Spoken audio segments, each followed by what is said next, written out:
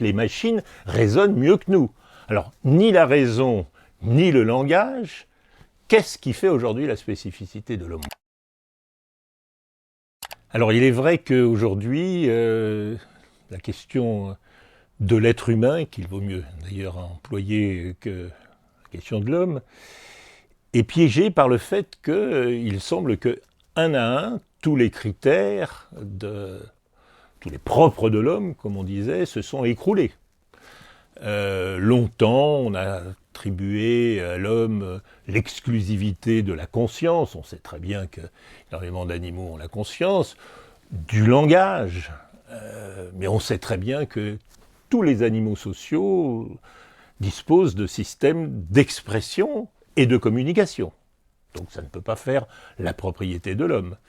Par ailleurs, d'un autre côté, on a attribué aussi aux machines aujourd'hui ce qu'on attribuait il y a peu de temps à l'homme, c'est-à-dire non seulement l'intelligence, mais une forme de rationalité extrêmement rigoureuse qui permet le raisonnement logique. Les machines raisonnent mieux que nous. Alors, ni la raison, ni le langage, qu'est-ce qui fait aujourd'hui la spécificité de l'homme? Voilà une des questions qui m'intéresse d'autant plus que d'elle dépend notre morale, notre politique, notre rapport aux autres. Alors ma réponse est très simple.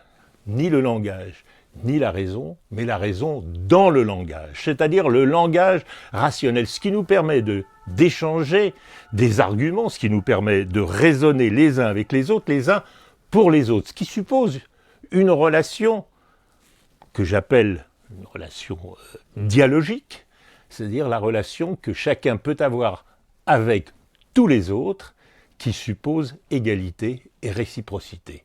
Et de là se déduit une éthique. Et je serai très heureux de vous retrouver le lundi 14 octobre au Club de l'Étoile en compagnie de Martin Legros pour de plus amples informations et surtout une interrogation collective autour des grandes questions philosophiques.